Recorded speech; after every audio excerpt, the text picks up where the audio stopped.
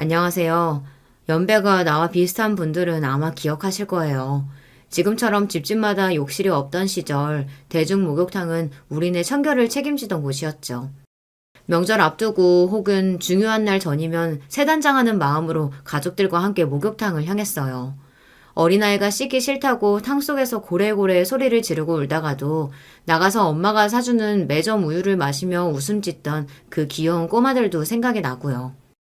저는 그와 같은 대중 목욕탕에서 30년 가까이 때밀이로 일했던 50대 새신사입니다. 요즘은 때밀이라고 하면 그 사람들한테 눈총을 받고요. 지금의 정식 명칭은 목욕관리사 혹은 새신사라고 해요.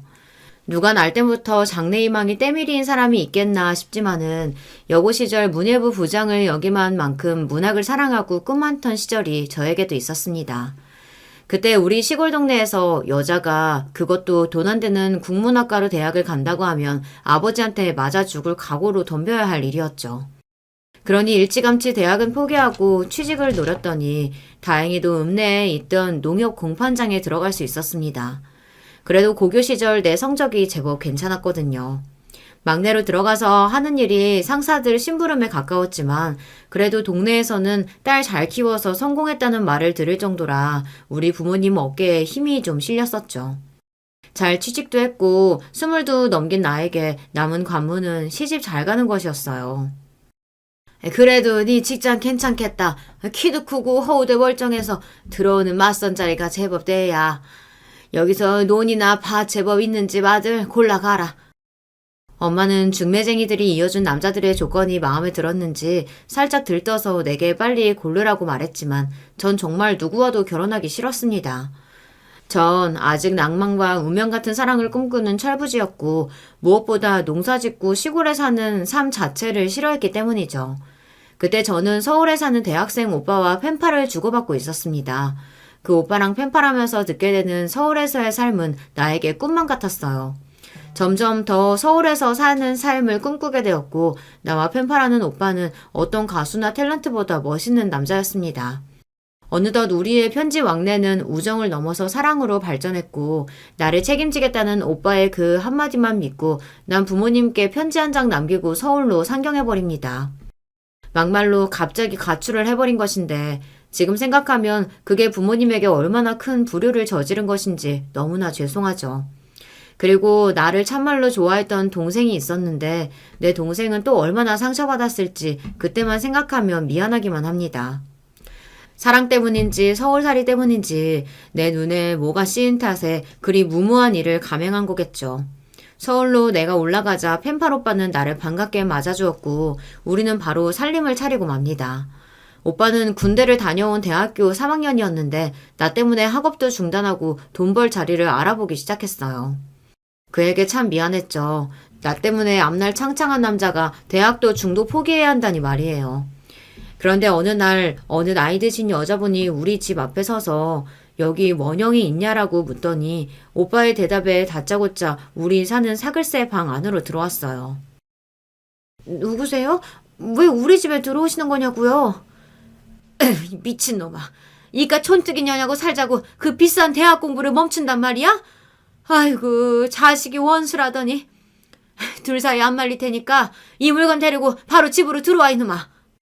그 여자분은 내가 아무리 말려도 무시하고 다짜고짜 욕하며 오빠를 막 때리시는데 난 어찌할 바를 몰라 당황했죠. 그게 처음 본 시어머니의 모습이었고 오빠가 혼나는 걸 옆에서 보면서 그 무서운 시어머니한테 나는 죽었겠다 싶었어요. 따지고 보면 열심으로 잘 키운 대학생 아들이 어떤 여자애랑 산다고 학교 그만두고 돈 벌겠다고 했으니 우리 시어머니가 얼마나 억장이 무너지셨겠어요. 속으로는 그런 원흉인 내가 많이 미우셨겠지만 내가 없으면 집에 가지 않겠다고 고집부리는 오빠 때문에 하는 수 없이 어머님은 나도 시부모님 댁에 들어가 살게 해주셨습니다. 그래서 우리 부부는 결혼식도 올리지 못한 채 결혼 생활을 시작하게 되었어요. 동시에 시댁에서 시부모님 모시고 사는 생활이 시작된 것이고요. 그때가 내 나이 23에 불과했습니다. 첫인상은 무서웠지만 우리 시어머니랑 살아보니 그렇게 매정하고 못된 분은 아니셨죠. 시아버지는 또 자상하게 저한테 잘 대해주셔서 아무리 시집살이라곤 해도 전 살만했습니다. 남편이 대학 졸업하면 결혼식을 올리려고 했는데 그 전에 첫 아이를 임신하는 바람에 결혼식도 결국 못했지만 그래도 내 아이가 생겨서 참 기뻤습니다. 건강한 사내아이를 출산하고 남편은 대학 졸업 후 무슨 전자회사에 취직도 하고 그렇게 별탈 없이 시부모님이랑 모두 사이좋게 잘 살았어요. 그런데 시부모님이 부부 동반 모임 여행을 다녀오시는 길에 관광버스가 크게 교통사고가 나버렸고 크게 다친 두 분은 중환자실에 머무시다가 결국 세상을 뜨셨습니다. 한꺼번에 시부모님을 잃은 큰 아픔을 겪었지만 그나마 어린 아들, 딸이 있어서 우리 부부는 힘내서 계속 살아갈 수 있었어요. 우리 애들이 초등학교에 입학할 무렵 남편은 전자회사를 그만두고 컴퓨터 가게를 차렸습니다. 그런데 당신은 왜 비싸고 희귀한 컴퓨터 가게를 열려고 하는 거예요? TV나 가전제품 파는 게 더 잘 되지 않으려나? 앞으로는 TV처럼 집마다 컴퓨터 한 대씩 들여놓은 날이 올 거야. 그러면 우리 가게에서 사람들이 컴퓨터를 불티나게 사가겠지.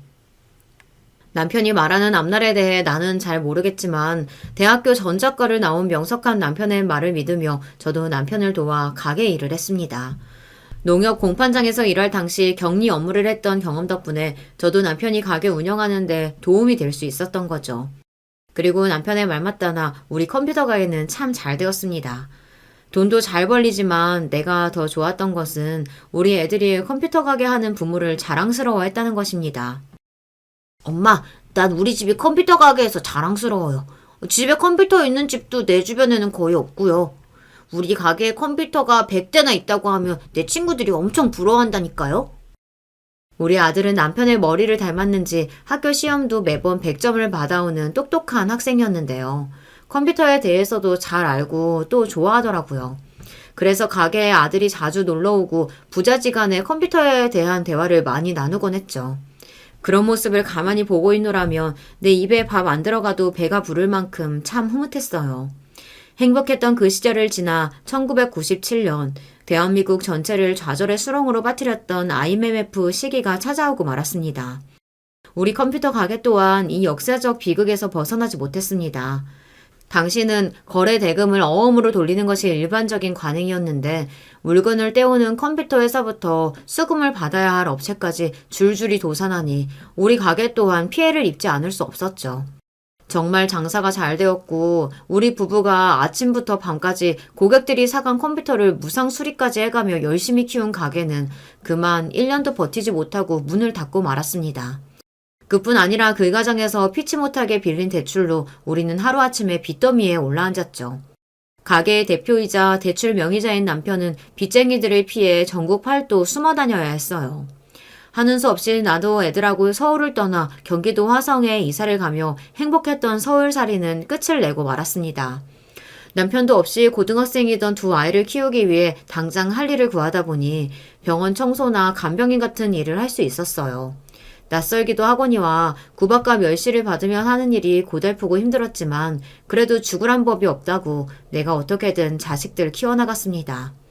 어느 날 지친 몸으로 병원 휴게실에 앉아 자판기 커피를 마시고 있는데 간병인 언니들끼리 하는 수다 소리를 듣게 되었죠. 아유, 병원이란 곳이 참 사람 있을 때가 못돼. 몸이 힘든 건 둘째치고 아픈 환자들 짜증이나 받아주다가 내 스트레스 받아서 못 살겠다니까. 맞아요. 배운 기술은 없고 당장 먹고는 살아야 하니 일한다지만 진짜 오래 할 일 아니다 싶어. 그런데 이거 안 하면 언니는 뭐 다른 거 할 게 있어? 언니네 바깥분도 지금 하던 일 쉬고 있다면서. 내가 얼마 전에 아는 분한테 들었는데 나 그 새신사나 한번 해볼까 봐. 새신사? 아, 그 목욕탕 때밀이 아줌마? 언니는 그게 뭐 좋은 거라고 그걸 하겠다고 하는 거요? 아유, 얘가 모르는 소리 하네. 현금 박치기 장사라 세금 한 푼 안 내지. 게다가 단골만 좀 모이면 월 200은 너끈히 번다고 하더라고. 몸이 좀 고돼서 그렇지 잘만 기술 익히고 하면 안정적으로 벌고 좋다던데? 이번 주에 그거 하는 분한테 가서 나도 일 좀 배워보려고. 옥자 언니, 나도요. 그 일 배우는 거 나도 좀 껴줘요. 병원 언니들은 뒤에 있던 내가 갑자기 큰 소리로 끼어드니 화들짝 놀라했어요. 그리고 옥자 언니는 나를 같이 데려가 주겠고마 했고 그렇게 전 새신사의 길로 첫 걸음을 들여놓게 됩니다. 옥자 언니가 소개받은 새신사 선배는 무뚝뚝한 경상도 언니였는데요. 우리를 보고 한 첫마디가 배우겠다고 온 것들이 며칠 못 버티고 죄다 자빠지더라. 어디 니들은 어디 얼마나 다른가 한 보자. 라며 퉁명스럽게 말했습니다. 아닌 게 아니라 나도 때밀이를 받아만 봤지 직접 해보니 보통 힘든 일이 아니었습니다. 나랑 같이 온 언니는 간병인 일이 낫겠다며 일주일 만에 포기하고 나갔어요. 그런데 저는 아픈 병자들과 싸우느니 차라리 이 일이 더 좋더라는 겁니다. 게다가 내가 가진 장점이 건강하고 활력 넘치는 몽뚱이거든요. 힘도 꽤 셌죠. 때밀이를 하다 보니 단순히 손님의 몸을 밀기만 하는 것이 아니었습니다. 오신 손님들의 세상 서름, 고충, 그런 고민도 들어주고 같이 이야기하다 보면 시간 가는 줄 몰랐어요. 세신이 끝나고 반질반질한 얼굴만큼 밝고 개운한 표정의 손님을 보며 일의 보람도 느끼고요. 내가 이래서 미세스 고 손을 못 떠난다니까. 몸도 개운하고 속 썩이는 자식놈 얘기도 털어놓으니 한결 가뿐하네. 오늘도 고마워요. 표준 세신 가격이 있지만 내 서비스에 만족한 손님은 내가 뭐라 하지 않아도 알아서 팁까지 주고 가시는 게 흔했어요.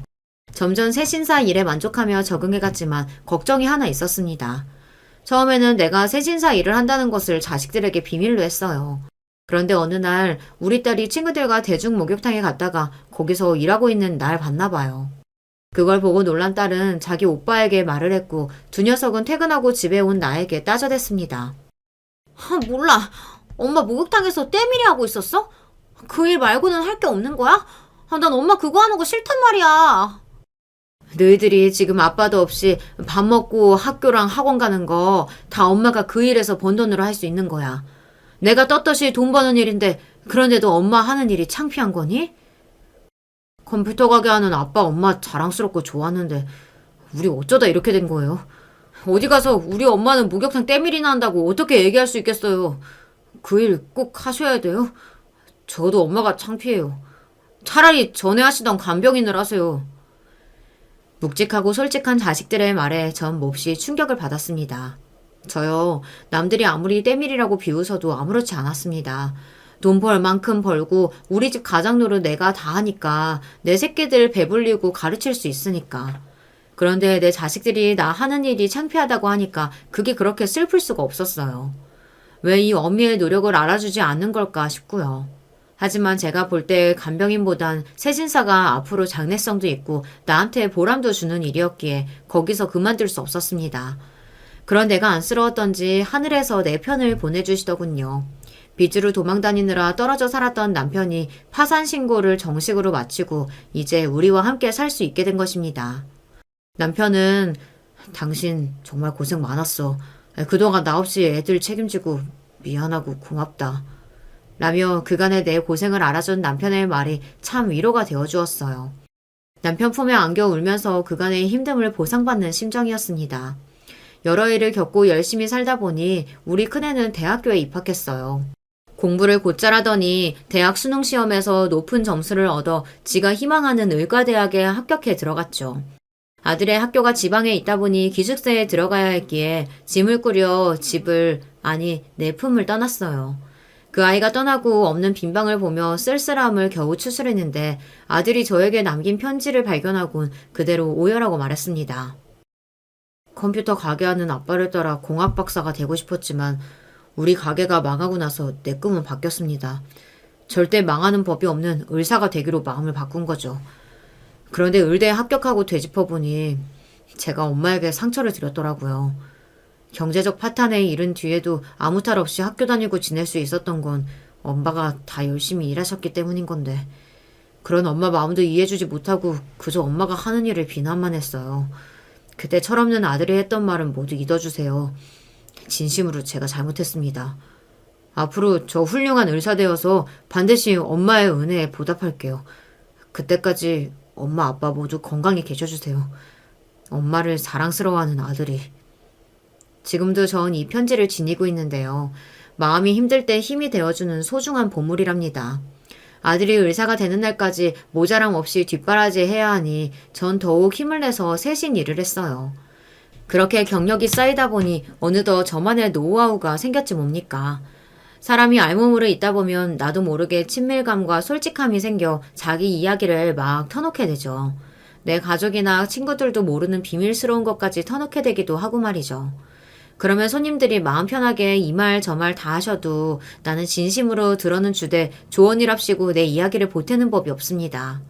또 손님들이 하신 말을 저는 절대 남에게 옮기지 않았습니다. 제 입이 아주 무겁다는 뜻이죠.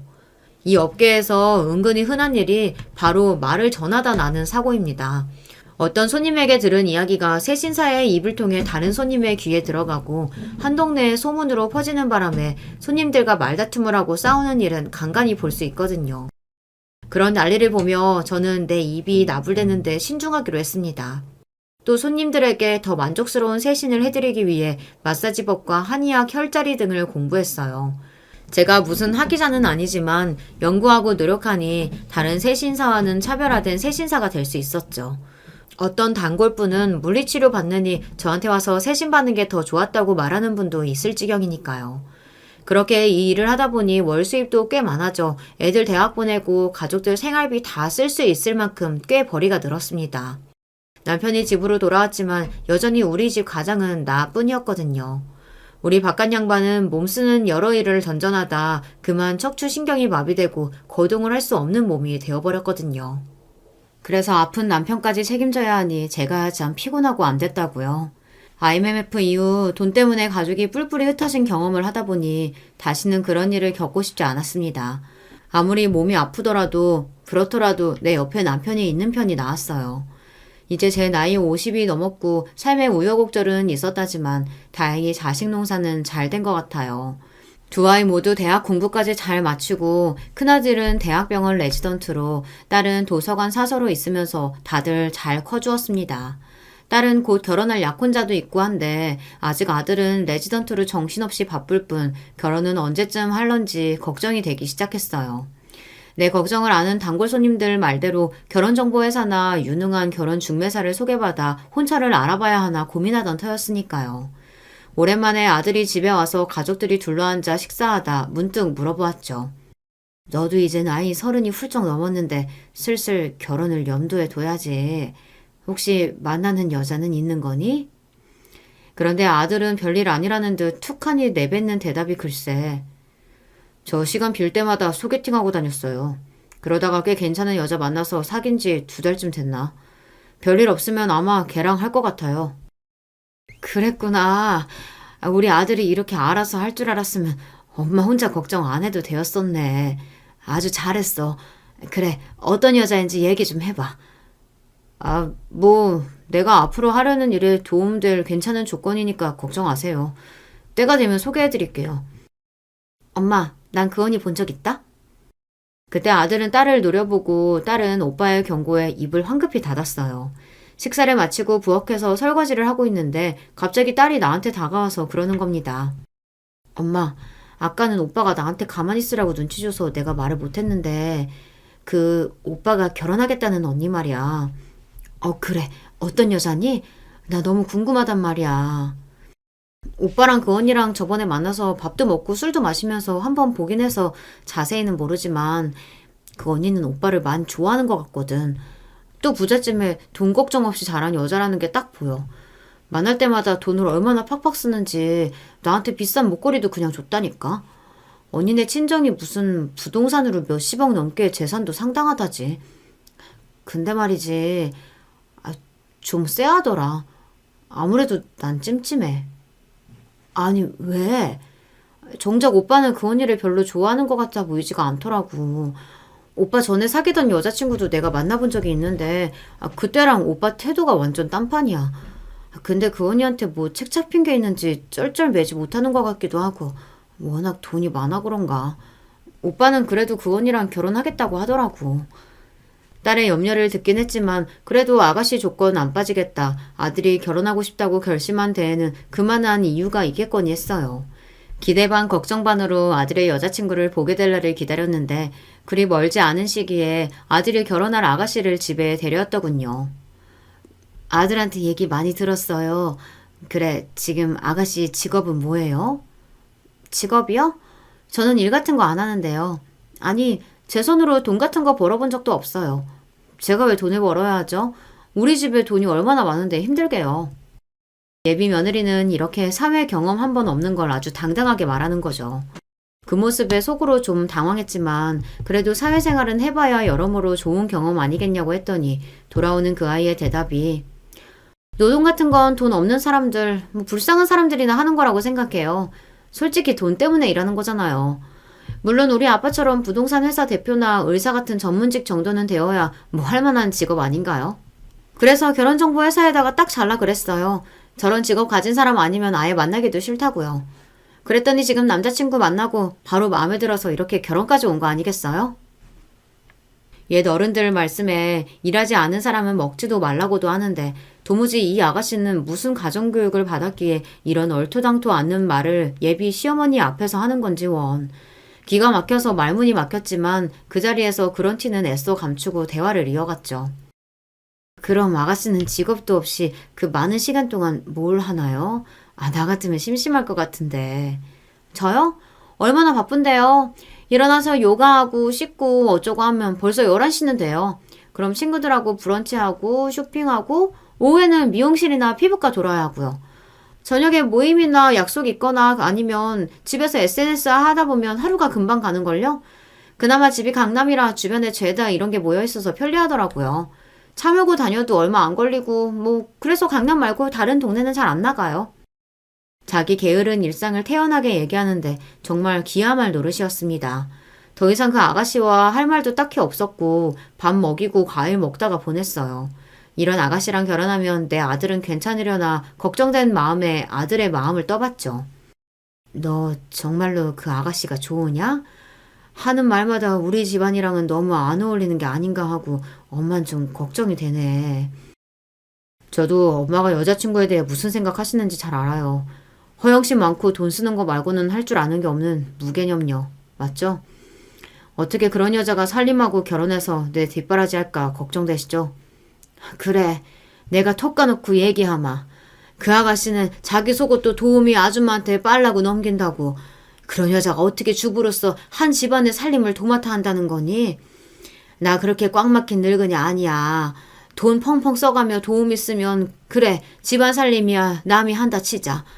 앞으로 임신도 하고 육아도 해야 하는데 그런 희생을 요구하는 일을 과연 저 아가씨가 해낼 수 있겠니?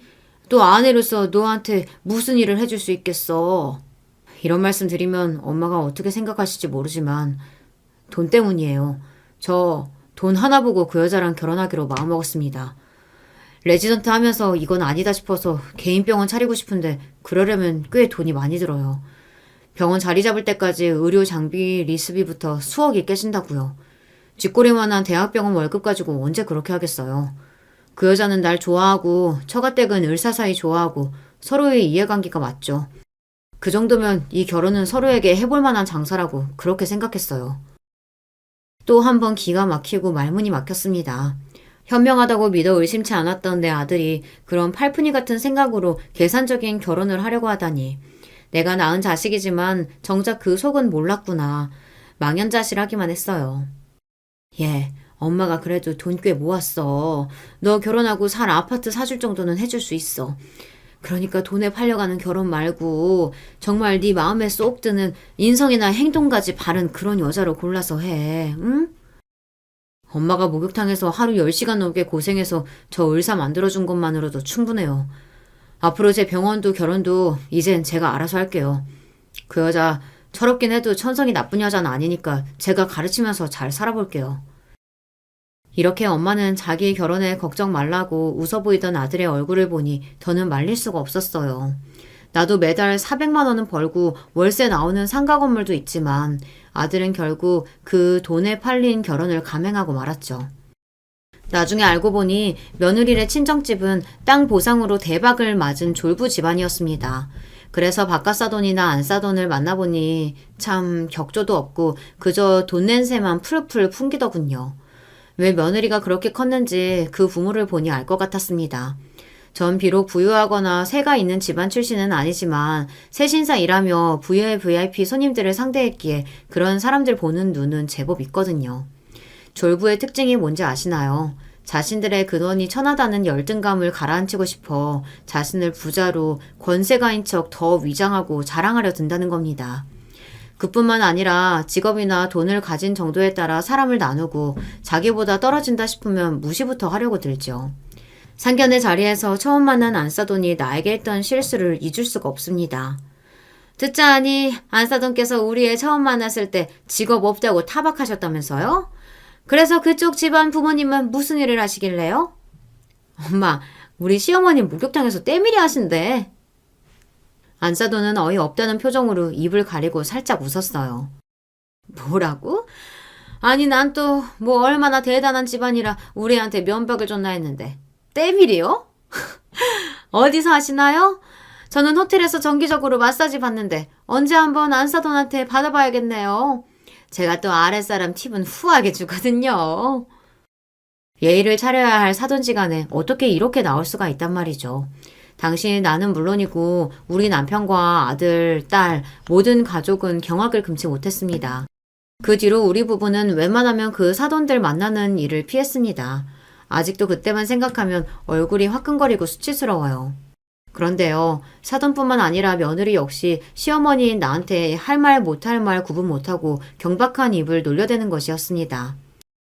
요즘은 늙으나 젊으나 여자들은 다 자기 관리하는 시대예요. 어머님은 명색이 목욕관리사시라면서 정작 어머님 미모는 전혀 신경 안 쓰시네요. 내 자랑 같겠지만 목욕탕에 오는 사람들마다 내 살결 곱고 희다고 40대로 본다. 이 직업하면서 그래도 내 피부 하나는 자신하는데 네가 보기엔 그렇게 아니더냐?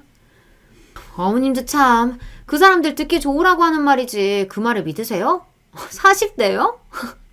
어머님 제 나이로 봐도 다행이죠. 뭐 전체적으로 깊은 주름이 없는 편이긴 하신데 그래도 여기 이렇게 안면 거상도 하시고 여기는 필러랑 보톡스랑 하면서 며느리는 거울까지 가져와서 내 얼굴에 이게 기미라는 둥, 이마와 팔자에 있는 주름이 더 깊어지면 70대까지 보인다는 둥, 세세하게 내 얼굴의 결점을 지적했습니다. 처음엔 그런가 보다 무시했는데 만날 때마다 그런 며느리의 말을 들으니 괜히 나도 좀 신경 쓰이기는 하더라고요. 아들아, 네가 볼 때도 나 피부과 병원에 가야 할 만큼 주름이 심하냐? 네가 의사니까 한번 봐다오. 며느리 말 맞다나 내 얼굴이 그리 심각하면 이번 기회에 한번 시술 받아볼까 하고 네가 어디 아는 피부과 의사 있으면. 네? 엄마, 그게 무슨 말씀이세요? 여자들 미용 쪽이 내 전문은 아니지만 그래도 엄마는 연세에 비해 동하는 편 아니에요? 피부도 탄력 있다고 생각하고요. 그렇지? 네 말이 그렇다면 다행이고 자꾸 새아가가 나한테 시술도 하고 성형도 받아보라고 해서 난 내가 진짜 그리 흉측해 보이나 했지. 엄마, 그 사람은요 진짜 성형 중독 같아요. 성형외과랑 피부과에 매달 쓰는 돈이 어마어마하다니까요. 내가 몇 번 막으니까 이젠 장모님이 주신 카드로 병원비 긁고 다니는 모양인데 그러니까 그 사람이 하는 말 엄마는 새겨듣지 마세요. 엄마 충분히 괜찮으세요. 아들이 이렇게 이야기해주니 안심이 되었습니다. 나도 마사지나 경락은 받았지만 병원 가서 받는 시술이나 성형은 좀 두려워서 피했거든요. 우리 세신 손님들이나 제자들도 괜히 얼굴 잘못 건들면 더 화가 된다고 말렸어요. 네? 선생님 피부 하나는 끝내주는데.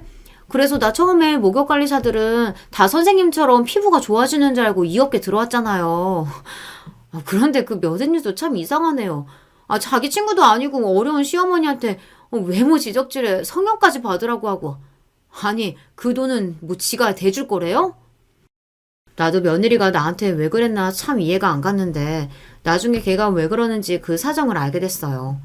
아들의 생일을 축하하는 자리에 가족 모두가 모인 자리에 며느리가 포도주 2병을 사왔는데 저 혼자 거의 마시고 완전히 취해버렸더군요. 그날 취한 며느리 입에서 몰랐던 이야기를 많이들 듣게 되었습니다. 시어머님이 세신사라는 거 알고 창피하고 수치스러워서 주변에 못 알리겠다. 한 달 월급이 얼마시냐, 내가 드리면 그 일 그만두실 거냐. 얼굴을 아무리 뜯어그치고 병원에 돈 수백 수천을 갖다 바쳐도 내 얼굴은 마음에 안 드는 거 투성이다. 거울 볼 때마다 진짜 싹 밀어버리고 눈, 코, 입 새로 갖다 박았으면 싶은데 그게 안 돼서 괴롭다. 나처럼 돈 많고 젊은 미모의 여자도 이렇게 괴로운데 이 시댁 사람들은 가진 것도 별로 없으면서 왜 이렇게 당당하게 사느냐. 남들과 비교하면서 이것도 갖고 싶고 나는 계속 부족하다고 생각하는데 왜 당신들은 열등감 하나 안 보이냐? 왜 행복해 보이는지 그걸 보고 있으면 막 부하가 치민다. 이렇게 자신만의 열등감과 컴플렉스에 사로잡혀 있었다니. 자꾸만 나쁜 마음이 들고 우울증이 생겨서 신경 안정제까지 먹고 있다고 하니 정말 믿기지 않았죠. 이런 걸 듣는 우리는 처음인데 가만히 듣고 있던 아들에게는 이미 익숙하고 다 아는 내용인 것 같았습니다. 그랬던 거구만. 지난번에 나랑 만났을 때 언니가 향수 자랑했잖아요. 아가씨 오늘 나한테서 귀하고 좋은 냄새 나죠? 이건 샤넬에서 출시한 신상 향수예요. 갖고 싶죠? 어떻게 샘플이라도 하나 얻어드려? 이렇게. 그래서 내가 필요 없다고 잘 씻고 비누향만 나도 남편이 사랑해준다고 했더니 뾰루퉁하니 삐진 게 그게 일종의 열등감이었던 거네요, 언니? 아가씨는 몰라요. 이만큼까지 오기 위해서 내가 얼마만큼 노력해왔는지. 그리고 들려준 며느리의 얘기는 과거로 돌아갑니다. 사돈댁이 돈벼락 맞기 전에는 바깥 사돈이 건어물 가게를 하며 평범하게 살던 집안이었대요. 그런데 당시 며느리는 좀 통통한 몸에 까만 피부를 가진 지금과는 거의 다른 순박한 외모였다죠. 주변 남자애들에게 돼지라고 놀림받고 여자애들은 지저분해 보이고 추해서 싫다고 대놓고 말하며 괴롭힘을 당했다고 합니다. 그런 얘기를 듣다 보니 자신이 없어져 머리카락을 길러 얼굴을 덮고 되도록 다른 사람들 앞에서 얼굴도 안 보이고 다녔대요. 참 안쓰러운 학창시절을 보낸 것이죠. 게다가 건어물 가게 하는 자기 부모님을 욕하던 못된 애들이 며느리한테 건어물 냄새난다고 놀려대서 어린 마음에 여기저기 상처투성이로 자랐던 겁니다. 며느리가 고등학생 때 할아버지가 아버지께 물려주신 과수원 땅에 아파트가 들어서면서 큰 보상금을 받고 사돈댁은 강남 한복판으로 이사를 온 거죠. 이제 집에 많은 돈이 생겼으니 며느리는 부모님을 졸라서 그때부터 성형과 미용을 닥치는 대로 했던 겁니다. 내가 엄마 된 입장에서 내 딸이 의기소침하고 자기 외모를 비관하고 있으니 심지어 친구들에게 놀림까지 받았다면 무엇이든 원하는 대로 다 해주고 싶었겠죠. 하지만 그게 도를 지나쳤던 겁니다. 옛말에 과유불급이라고 하지 않나요? 아내가 절대로 옛날 사진 안 보여주거든요. 그런데 얼마 전에 고등학교 때 졸업사진 보니까 청초하고 예쁘더라고요. 그래서 와 당신 이때 진짜 예뻤다 라고 말하니까 아내가 놀라면서 설마 진짜? 하고 깜짝 놀라더라고요. 그 당시가 눈하고 코만 한 첫 성형 이후라네요. 그 뒤에도 자꾸만 마음에 안 드는 구석만 보여서 여기저기 계속 얼굴에 손을 댔다고요. 더 이상 아내 앞에서 표현은 못했지만 그때 한 번만으로 끝냈으면 좋을걸. 결국 며느리는 과거에 얻은 열등감이 지금까지 성형 중독에 빠지게 된 계기인 것 같습니다. 그런 사정을 알고 나니 애가 측은한 마음까지 들었습니다. 지금은 솔직히 얼굴이 인공적이고 곱지는 않지만 그래도 일부러 며느리 예쁘다 칭찬도 하고 정말 어여삐 보려고 애썼어요. 그러다 보면 며느리가 자존감도 찾고 꼬여있는 마음도 편안하게 풀리지 않을까 싶었죠. 하지만 내 뜻과는 달리 며느리는 더더욱 삐뚤어져 가고 아들은 점점 지쳐 보였습니다. 엄마, 요즘 오빠랑 새언니 각방을 넘어서 아예 별거 하는 모양이야. 오빠가 빨래할 시간 없다고 나한테 급한 빨래만 부탁하더라고. 자세히 얘기는 안 하는데 새언니랑 이혼까지 생각하는 것 같아. 하지만 새언니는 오빠 절대 못 놓겠다고 버티는가 봐요. 내 자식이 이혼의 기로에 서 있다고 하는 말을 듣는데 엄마로서 어떻게 가만히 있습니까?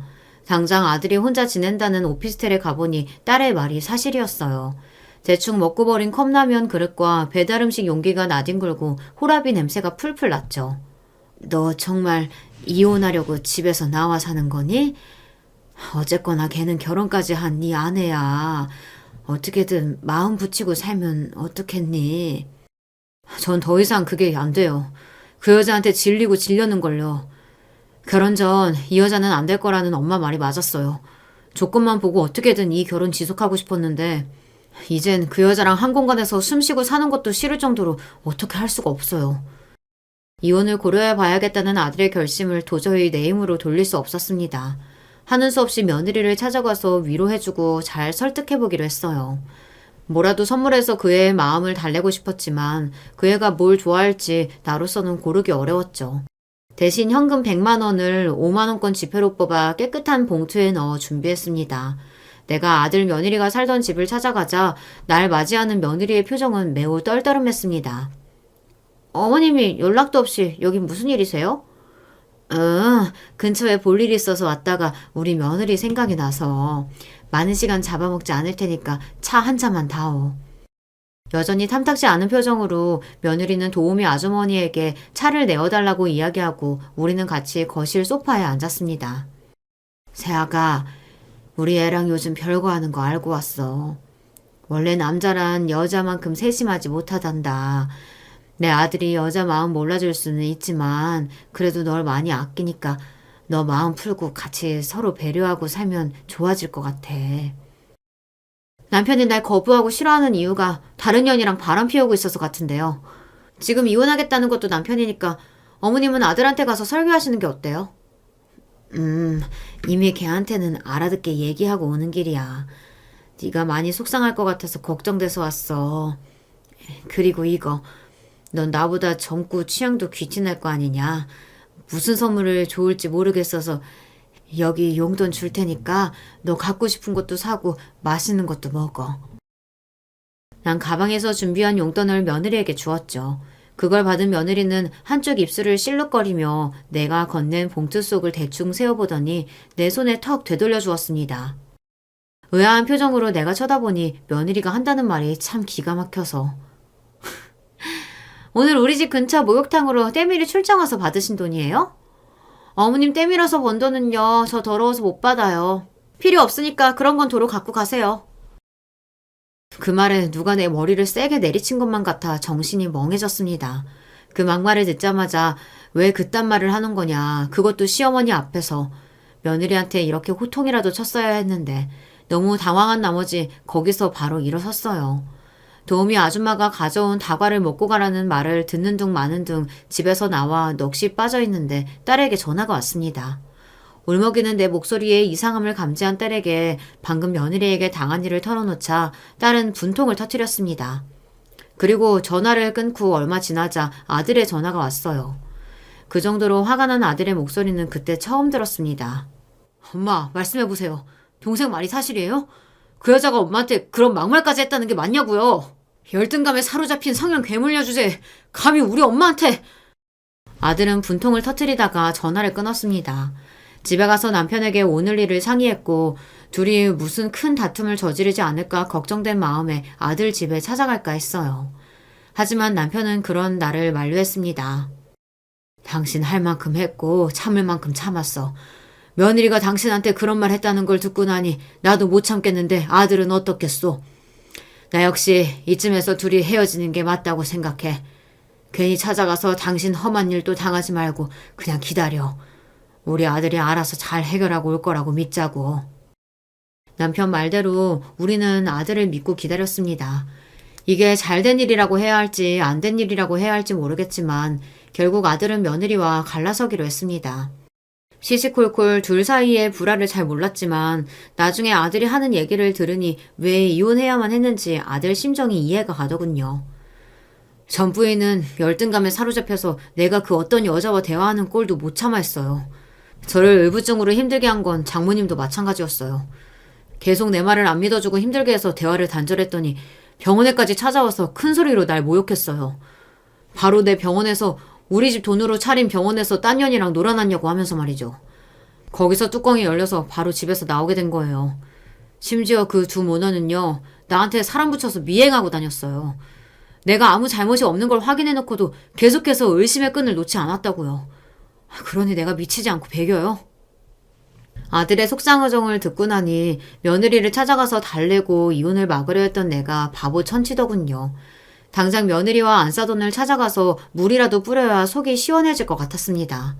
그런데요, 내가 나서서 겨우 그런 분풀이를 하지 않아도 나 대신 복수해주겠다는 사람들이 있었어요. 30년 가까이 세신사로 일하면서 모시게 된 VVIP 고객 중 정재계에서 힘있는 남편분의 사모님들이 계십니다. 아들의 이혼과 내가 며느리에게 당한 일들을 들으신 사모님들은 감사하게도 절 돕겠다고 하셨어요. 일에서 졸부 같은 것들이 문제야. 돈 하나만 믿고 설치다가 어떤 걸 당하는지 보여줘야겠어. 우리만 믿어, 미세스고. 그때는 사모님들이 그저 내 마음 달래주려고 하시는 말씀인가 보다 했죠. 날 위해 그렇게까지 나서주실 줄은 미처 몰랐으니까요. 정말로 그분들은 며느리와 안사돈에게 뜨거운 복수의 맛을 보여주었고 후일담으로 나에게 사건의 전말을 들려주었습니다. 그때 아들과 이혼하기로 한 며느리는 자기 친정으로 돌아가서 살고 있었는데 두 모녀가 자주 출몰한다는 강남의 한 레스토랑이 있었어요. 여느 때와 마찬가지로 브런치를 먹으러 며느리와 안사돈이 그곳을 자리하려는데 그들을 대놓고 쳐다보면서 비아냥거린 여자들이 있었습니다. 바로 그 여자들은 나를 위해 나서준 VVIP 사모님들이셨죠. 그중 한 사모님이 며느리에게 손가락으로 가리키며 쳐다보고선 들으라는 듯이 말했습니다. 아휴 저런, 저 여자들 어디 졸부집이길래 루이비통 프라다 뭐 그저 그런 명품만 칭칭 휘가 많네. 아휴 이봐요 지배인, 저런 천박한 여자들이 드나들고 하면 우리 여기 안 찾지. 그뿐인가? 여기 수준 떨어졌다고 우리 입에서 한마디라도 나오면 문 닫는 건 순식간인 거 알죠? 그렇게 대놓고 당하는 수모는 그리 흔치 않았던 안사돈은 자리에서 일어나서 그 사모님들을 향해 언성을 높였습니다. 아줌마, 지금 우리 보고 천박? 천박이라고 했어요? 우리 집 재산이 얼만데? 하물며 우리 집이 압구정이야 왜 이래? 천박이라니 내가 어떤 사람인 줄 알고. 세상에, 정사모님한테 상스러운 말하는 저 물건 좀 보세요. 그러는 당신이야말로 이분이 누구신 줄 알고 경거망동이야. 얼마나 얼굴을 뜯어고쳤으면 템프로 술집 여자들도 그 지경은 안 될 텐데. 여자로서 어떻게 얼굴을 들고 다니나 모르겠네. 아휴 가여워라. 사모님? 우리 엄마도 사모님이야. 우리 아빠가 부동산 회사 사장이거든. 그리고 저 늙은 여자가 누군지 내가 알게 뭐람? 이 사태에 종업원들은 우왕좌왕하고 급기야 지배인까지 나서서 며느리와 안사돈을 말렸습니다. 손님 그만하세요. 저분이 어떤 분인 줄 알고 이러십니까? 제게는 물론 정계에서도 눈치 보는 망명가의 사모님이신데 이분 눈밖에 나면 누구도 이 동네에서 사업 못해요. 두 분은 저희 가게에 영업 방해되는 이만 나가주십시오. 앞으로 이곳에 출입 마시고요. 영원히. 세상에, 그게 정말이에요? 자네 며느리 등은 결국 그 가게 종업원들에게 등 떠밀려 문 밖으로 쫓겨났지. 아주 추한 꼴로. 하지만 이게 끝이 아니라네. 앞으로도 자네 며느리와 그 가족들은 청담동, 신사동 이 근방에 소문나서 제대로 다닐 수 없을 거야. 사모님들이 얘기하는 것만 들어도 콧대 높은 며느리와 안사돈이 얼마나 화를 내고 기분 망쳤을지 눈앞에 그려졌습니다. 돈만 믿고 하는 일 없이 으스대며 쇼핑하고 먹고 돌아다니는 것이 낙인데 그걸 못하게 되다니 얼마나 답답하겠어요. 자기네 집안이 제일 돈 많고 힘있다고 우물안 개구리처럼 생각하다 진짜 힘있는 명문가 사모님들에게 수모를 당했으니 아마 꽤 충격을 받았을 겁니다. 시간이 한참 지난 뒤에도 여전히 며느리네 가족들은 살던 동네의 레스토랑이나 카페, 심지어 명품 매장까지 자기들을 보이콧, 거부하는 것을 알고 못 견뎠습니다. 그렇게 자랑하던 강남 한복판에서 더는 버티지 못하고 잠실로 이사를 갔다고 하더군요. 우리 가족들 앞에서 이 통쾌한 일을 신나게 말하다가 또 몰랐던 사실을 알게 되었어요. 제 병원 정리하기로 결정했습니다. 장인이 변호사 대동해서 병원에 와서 그러더군요. 병원 개업할 때 빌려준 돈을 당장 돌려주지 않으면 소송 걸겠다고요. 하지만 돈을 주기는 했어도 차용증이나 계약서는 쓰지 않았기에 저 역시 그 소송에 반소를 제기할 거라고 했어요. 그래도 그 병원에 더러운 처가의 돈이 들었던 건 사실이니 더는 운영하지 않기로 했어요. 대학병원에서 전공의 더 하면서 앞으로의 진로 생각해 보려고요. 아주 잘했다. 그래, 그게 좋겠구나. 참, 그런데 그거 아세요? 엄마의 단골 손님들만 전 부인에게 복수한 게 아니에요. 저 역시 한 건 했거든요. 아들 역시 남몰래 며느리에게 복수하고 있었던 것입니다. 며느리가 단골로 다니던 성형외과의 상담 실정을 포섭해서 며느리가 불법 시술 업소를 소개받게 만들었다고 해요. 그 업소에서 시술받은 며느리는 결과적으로 심각한 부작용에 시달리게 되고 말이죠. 그렇게 심한 레이저를 받았으니 화상에 가까운 상처가 얼굴에 났을 거예요. 애초에 합법적으로 운영하는 곳이 아닌 걸 알고 갔기 때문에 그 여자는 자신이 당한 일을 증명하거나 어디 가서 신고할 수도 없을걸요. 그렇게 미모에 집착하더니 결국은 더 흉측한 얼굴로 남은 인생 살게 생겼어요. 결과적으로 며느리는 자기가 그토록 찾아 헤매던 화려한 미모 대신 돌이킬 수 없는 상처만 얼굴에 남기고 말았네요. 애초에 겉모습에 연연하지 않았던 사람이라면 그런 일이 있더라도 잘 극복하고 살아갈 텐데 아마 그 며느리는 그렇지 못했을 겁니다. 그리고 며느리와 이혼 소송 중이던 아들이 나중에 이런 얘기를 했어요. 엄마, 그 지옥 같은 결혼 생활을 겪으며 깨달은 게 있어요. 엄마처럼 가족들을 위해 희생할 줄 아는 여자를 만나야 내 인생이 제대로 될 수 있다는 걸 말이에요. 장인어른이 병원 배업하는데 준 돈 빼달라면서 또 소송 들먹이길래 내가 그랬어요. 그럼 당신 딸 이야기를 결혼정보업체에 낱낱이 퍼뜨려준다고 하니까 황급히 말을 거두고 가던데요. 요즘 우울증과 발작 증세까지 심해져서 정신병원에 아예 입원했다고 들었거든요. 설마하니 그렇게 마음에 병든 애를 또 결혼시장에 내보내겠니? 누구 아들 인생 망치려고. 아니에요. 장인어른 하는 말 들어보니까 정신과 치료받고 상태 좀 나아지면 또 선시장에 내놓고 시집 보낼 계획이라던데요. 진짜 양심도 없는 사람들입니다. 과거에 나처럼 또 어떤 사람이 거기에 걸려들어 인생 조질지 참 안 됐네요. 아들은 이번 일을 겪으면서 느낀 바가 많은 듯이 보였습니다. 순진하게 공부만 했던 아들이 이런 경험을 통해 세상 공부도 하며 성숙해지는 거겠죠. 비록 35살 젊은 나이에 이혼남이 되었지만 건강하고 직업 좋은 아들이 언젠가는 자기에게 맞는 좋은 배필 만나 재혼하기를 기다리고 있습니다. 그만 전 며느리 때문에 쏙거리며 지냈던 일들 털고서 제 일터로 돌아가야겠습니다. 한동안 새신 사이를 잠시 놓았더니 몸이 뻐근하고 찝찝하고 단골 손님들이 저에게 돌아오라고 아우성이거든요. 때타올 지는 힘이 있는 한 목욕탕에서 이 미세스고의 때밀인 맛을 계속해서 보여드릴 작정입니다. 그렇게 내 할 일 하면서 유쾌하게 살다 보면 좋은 날 또 오지 않겠습니까? 혹여 제 사연이 유튜브에 소개된다면 그거 틀어놓고 더 신명나게 밀어댈 수 있을 것 같네요.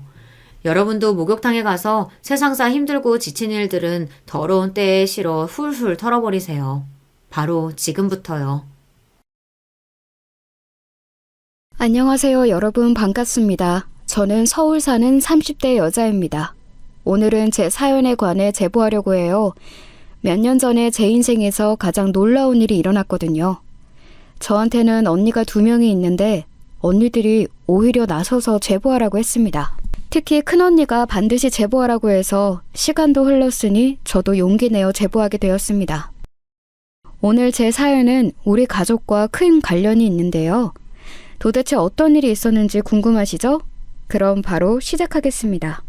저는 위로 2명의 언니가 있는 3자매 중 막내로 태어났어요. 평범하게 직장에 다니던 아빠와 가정주부인 엄마와 아주 행복한 어린 시절을 보냈습니다. 집에 남자라고는 아빠 1명이 전부였어요. 그래서 그런지 아빠는 우리 3자매에게 매우 다정하셨어요. 언성을 높인 적도 없고 항상 웃는 얼굴로 우리를 대해주셨습니다. 그리고 우리 엄마는 천사 같은 분이셨어요. 제가 인생을 오래 사는 것은 전혀 아니지만 우리 엄마 같은 사람을 본 적이 전혀 없습니다. 엄마는 가족을 포함한 모든 사람에게 친절한 사람이었어요. 엄마는 동네에서 피아노 학원을 운영하셨습니다. 어렸을 때는 그래서 엄마 학원에서 종일 피아노를 치며 놀았어요. 친구들도 엄마 학원에 많이 와서 학원이 놀이터였습니다. 언니들도 내리사랑으로 저를 아주 예뻐했어요. 그래서 제 어린 시절을 생각하면 아직도 웃음이 나올 정도로 행복했던 기억이 아주 많습니다. 하지만 이런 행복했던 시절도 제가 정확히 10살이 되었을 때 사라졌어요. 저는 인생에서 슬픔이라는 단어를 이때 알게 되었습니다. 왜냐하면 학교에서 공부하고 있었는데 갑자기 담임선생님이 아주 급하게 저를 복도로 부르셨어요. 선생님의 표정이 좋지 않아 저도 덩달아 긴장하게 되었던 기억이 나요. 선생님은 저를 따로 부르더니 심호흡을 길게 내쉬고 말씀하셨습니다. 윤미야, 잘 들어.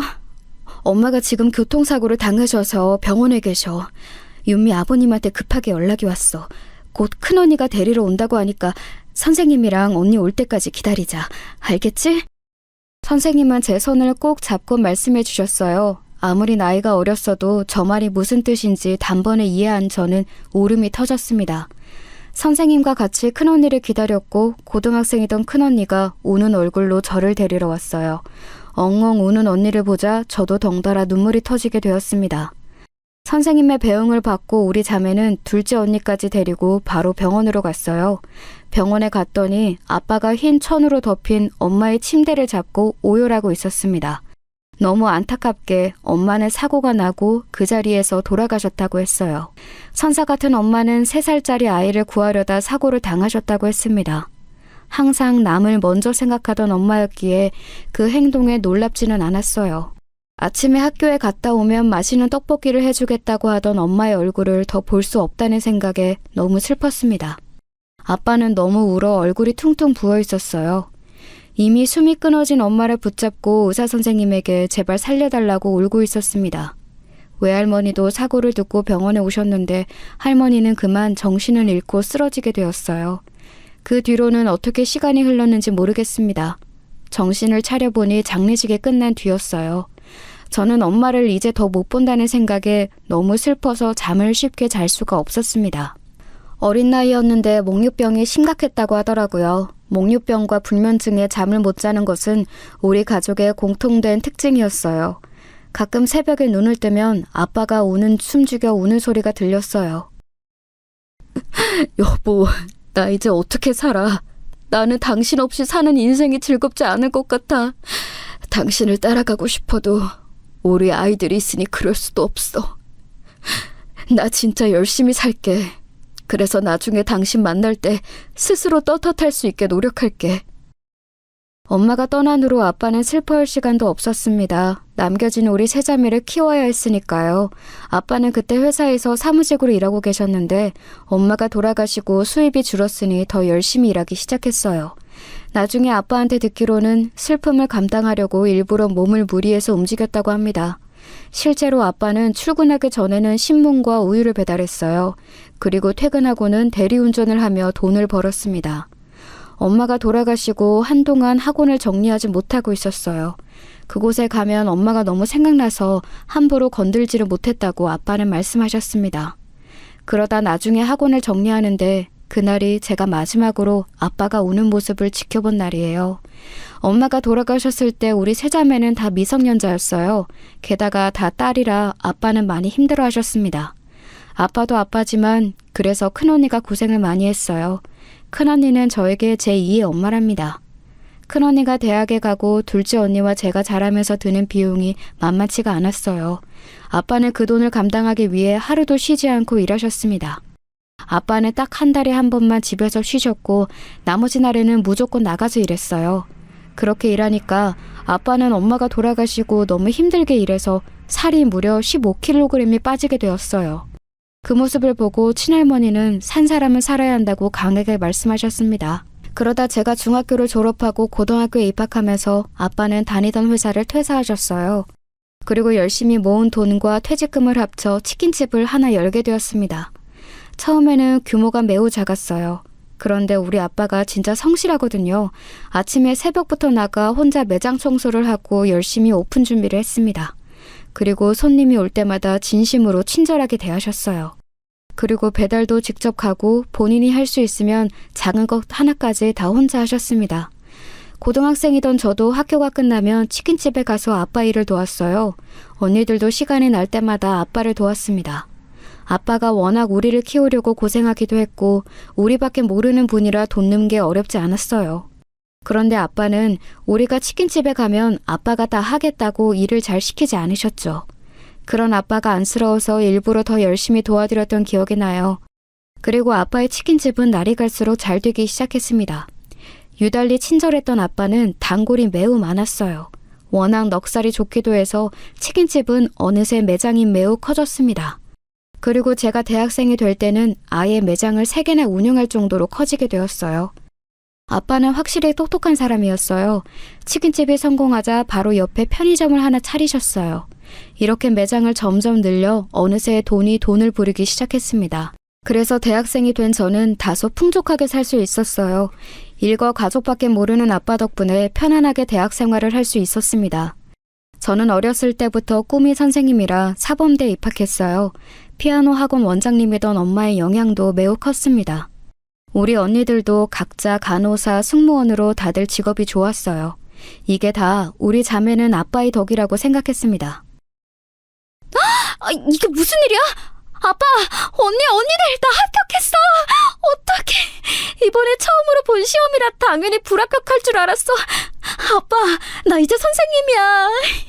하늘에 있는 우리 엄마도 보고 있겠지? 엄마, 고마워. 엄마가 하늘에서 나 지켜봐서 가능했던 거야. 아이고, 내 새끼. 아빠는 우리 막내딸이 진심으로 자랑스럽다. 우리 윤미 그렇게 혼자 고생하면서 공부하더니 장하다. 아휴, 우리 딸들 어쩜 이렇게 엄마를 닮아 착하고 예쁘니. 그리고 저는 운이 좋게 임용고사에 한 번에 합격하게 되었어요. 아빠는 제가 공부할 때 한 번도 부담을 준 적이 없습니다. 그저 오히려 힘들면 굳이 교사가 되지 않아도 된다고 말씀해 주셨어요. 그러면서 공부에 들어간 비용을 다 부담하셨습니다. 그런 아빠에게 고마워서라도 저는 꼭 교사가 되고 싶었어요. 그리고 마침내 교사가 되었습니다. 교사가 된 저는 소개팅을 본격적으로 많이 하게 되었어요.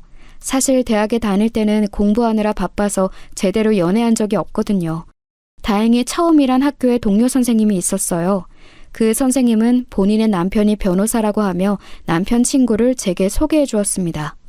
그렇게 저는 변호사 남자친구를 만나게 되었어요. 남자친구도 저도 서로 일이 바쁘니까 서로 일할 때는 일하고 일하지 않을 때는 여행을 많이 다녔어요. 그러면서 본격적으로 가까워지기 시작했습니다.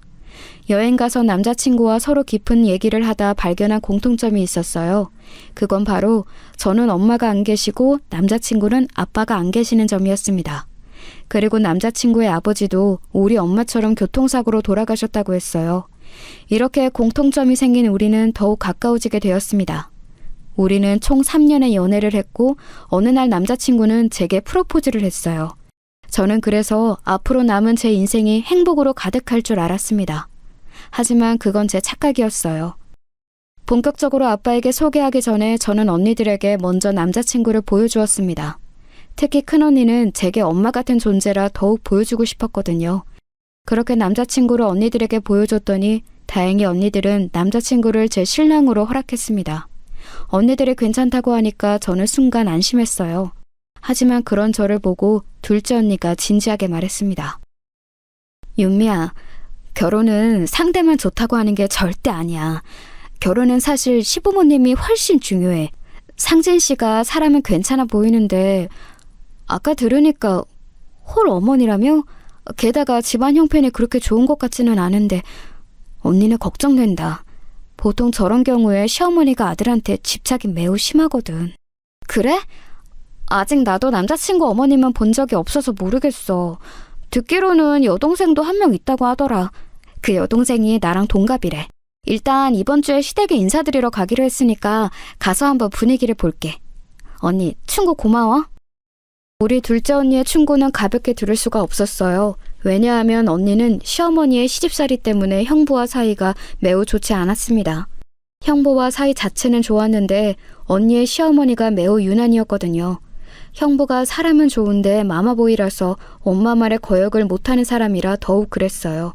둘 사이에 아이가 셋이나 있어서 당장 이혼할 수는 없지만 사는 게 고통이라고 언니가 늘 말했어요.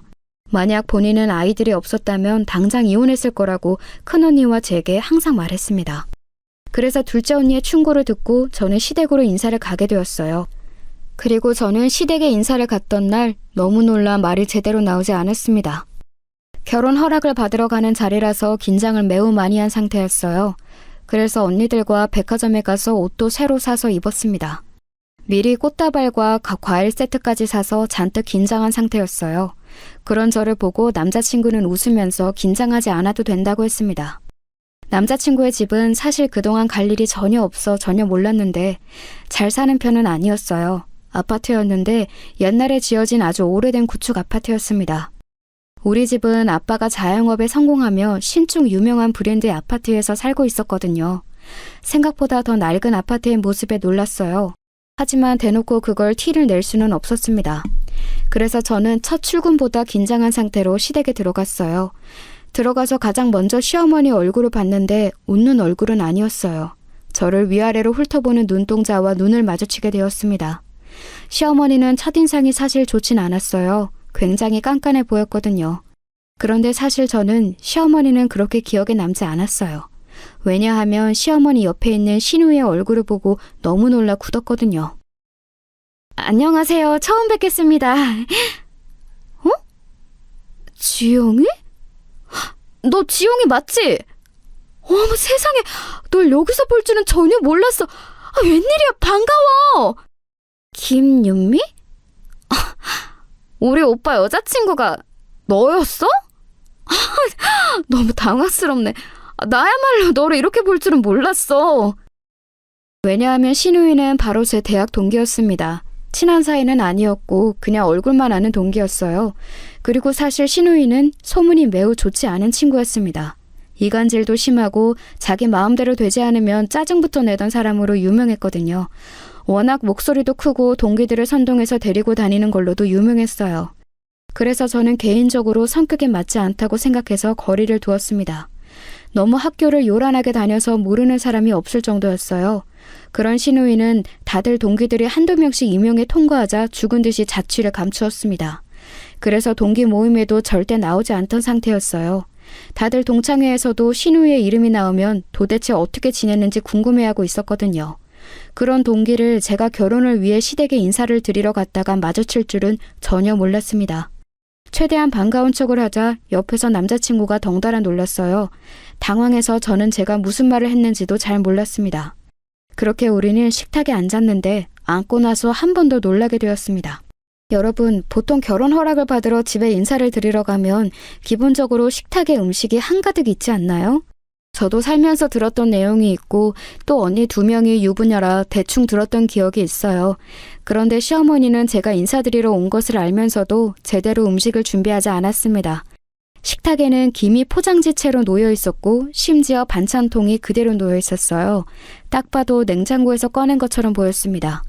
저를 위해 요리한 음식은 하나도 있지 않았어요. 그리고 식탁을 보고 제가 제일 놀랐던 것은 바로 밥의 상태였습니다. 식탁 위에는 즉석밥이 놓여 있었거든요. 직접 밥솥에서 지은 밥이 아니고 즉석밥을 전자레인지에 돌려 내어주었어요. 전혀 대접받는다는 기분이 들지 않아 표정 관리가 힘들었습니다. 제가 열심히 준비한 과일과 한우 그리고 꽃다발이 너무 과하다고 느꼈어요. 하지만 제 황당함은 여기서 끝나지 않았습니다. 교사라고 했지? 뭐 교사가 사회적으로 나쁜 직업은 아닌데 우리 아들은 변호사잖아. 변호사가 더 되기 힘들고 사회에서 높게 보는 건 알지? 아가씨는 우리 아들 만나서 좋겠다. 어디 가서 이렇게 잘생기고 능력 좋은 사람을 만나겠어? 아유, 엄마, 윤미 씨도 예뻐서 인기 많아요. 나 민망하게 왜 그래? 그리고 음식이 이게 뭐야? 내가 찌개랑 갈비찜 정도는 해달라고 용돈도 줬잖아. 윤미 씨, 일단 뭐라도 먹어봐요. 시어머니는 저를 앞에 두고 남자친구에 관한 자랑을 하기 시작했어요. 저는 즉석밥을 먹으면서 남자친구가 유치원 때부터 얼마나 영재였는지 듣게 되었습니다. 초등학교 때는 전교회장을 했고 중학교 때는 전교에서 1등을 했다는 자랑을 계속해서 듣는 것도 곤욕이었어요. 그냥 듣기만 하는 것도 아니고 거기에 반응해야 하니 참 힘들더라고요. 무엇보다 반찬이 너무 짜서 먹을 때마다 물을 마셔서 물로 배를 채우게 되었습니다. 그렇게 정신없이 인사를 마치고 집에 가는데 이 결혼이 맞나 싶은 기분이 들었어요. 집에 왔더니 아빠가 인사하고 왔냐고 많이 궁금해하셨습니다. 우리 아빠는 남자가 혼자 딸 셋을 키우면서 진짜 지극정성이었거든요. 집에서도 즉석밥은 몸에 좋지 않다고 늘 맛있는 밥을 지어주던 아빠였습니다. 본인의 잠을 줄여가면서 딸들 입에 들어가는 것들은 항상 직접 만들어주셨죠. 그런 아빠 밑에서 자라다 저런 집에 시집가려고 하니 망설여졌어요. 하지만 남자친구가 그런 제 마음을 눈치챘는지 저한테 더 지극정성으로 잘하기 시작했습니다.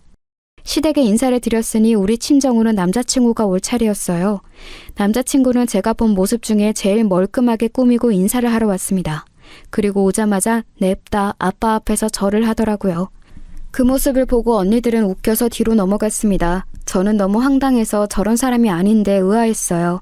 하지만 행복하게 우는 아빠 얼굴을 보며 그냥 시댁 문제는 제가 참아야겠다고 생각했습니다. 남자친구는 본인이 막내 아들이 되겠다고 아빠에게 애교도 부리면서 잘했어요.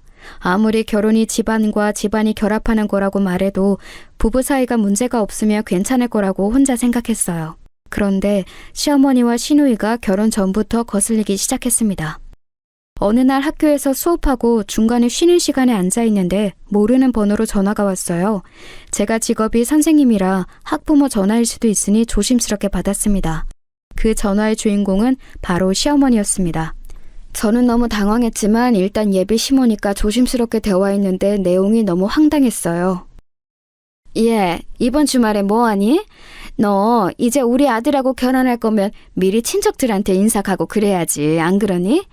이번 주 토요일에 마침 시골에서 큰할머니 생신 잔치가 있거든. 거기 같이 가자. 우리 아들은 바쁘니까 나랑 서영이랑 셋이 가면 되겠다. 너 차 있지? 네가 운전해라. 네? 어머니 잠시만요.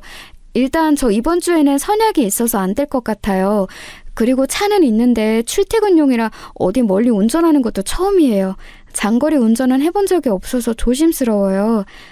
아, 어머니 지금 쉬는 시간이 끝나서요. 이따 연락드릴게요. 원래 운전은 해야 느는 거라고 하더라. 나는 가는 걸로 알고 있겠다. 이제 결혼하면 가족이 되는 거고 시댁 관습을 알아야 하는 거야. 네가 미리부터 그런 걸 연습해야지. 나는 할 말 끝났으니 번복은 없다. 시어머니는 아직 상견례도 안 한 저한테 같이 시골에 가자고 말씀하셨습니다. 그것도 남자친구 없이 시누이와 셋이 시골에 가자고 하셨어요. 너무 강하게 말씀하셔서 제가 오히려 당황하게 되었습니다. 게다가 약속이 그냥 지인들과 밥을 먹는 약속이면 모르겠는데 중요한 자리였어요. 제가 대학에 다닐 때 저를 많이 챙겨주셨던 교수님과 식사 약속이었거든요. 그래서 퇴근하고 시어머니에게 정중하게 전화로 거절하려고 했습니다. 마침 남자친구가 퇴근한 저를 데리러 와서 같이 저녁을 먹기로 했었거든요. 둘이 만나서 저녁을 먹고 시어머니에게 연락했더니 시어머니는 너무 불같이 화를 내기 시작했습니다. 뭐? 지금 우리 가문을 무시하는 거야? 너 결혼하고도 이런 식으로 우리 가족 대할 거니? 변호사랑 결혼하려면 이 정도는 기본 중에 기본 아니야? 이미 예비 며느리를 데려간다고 내가 말 다 했는데 네가 그러면 내가 뭐가 되니? 아유, 엄마, 나 옆에서 듣다가 너무한 것 같아서 말하는데 왜 그래요? 유미 씨가 중요한 약속이 있다고 하잖아요. 그리고 서영이도 운전할 줄 아는데 엄마랑 둘이 가면 되잖아요. 나는 도저히 시간을 낼 수가 없어서. 아이고, 벌써 내 아들을 얍삽하게 꼬셔서 이렇게 앞세우는 것 좀 봐. 됐다. 이 결혼 하지 마라. 나는 반대야. 시댁을 이렇게 결혼 전부터 무시하는데 이런 며느리가 집에 오면 안 봐도 뻔해. 시어머니는 급기야 결혼하지 말라고 소리를 바락바락 지르셨어요. 그걸 제가 옆에서 듣다 결국 꼬리를 내리게 되었습니다. 남자친구가 중간에서 난처해하는 것을 보는 것도 마음이 좋지 않더라고요. 그래서 이번이 처음이자 마지막이라고 생각하고 제가 교수님과 약속을 미뤘어요. 그리고 토요일이 되자 시댁으로 가서 시누이와 시어머니를 태우고 시골로 가게 되었습니다. 제가 초보 운전이기도 하고 딱 출퇴근 왕복 20분 거리만 운전해서 장거리 운전은 처음이었어요. 운전하는 분들은 아실 텐데 뒤에서 요란하게 떠들고 정신없게 하면 되게 힘들거든요. 운전에 능숙한 것도 아니고 초보라 내비게이션을 보는 것도 힘든데 시어머니와 시누이는 뒤에서 말 그대로 요란법석하게 떠들었어요. 조수석에 앉지도 않아서 제가 마치 그들의 기사가 된 기분이 들었습니다. 뒤에서 시어머니와 시누이는 둘이 트로트 노래까지 크게 틀고 부르더라고요. 시어머니는 한술 더 떠서 큰 목소리로 전화통화도 했습니다. 도대체 무슨 정신으로 운전을 했는지 기억이 나지 않아요. 결국 저는 고속도로에서 작은 교통사고까지 내게 되었는데 그건 제 잘못이 아니었어요. 시누이가 뒤에서 자꾸 운전에 참견했거든요.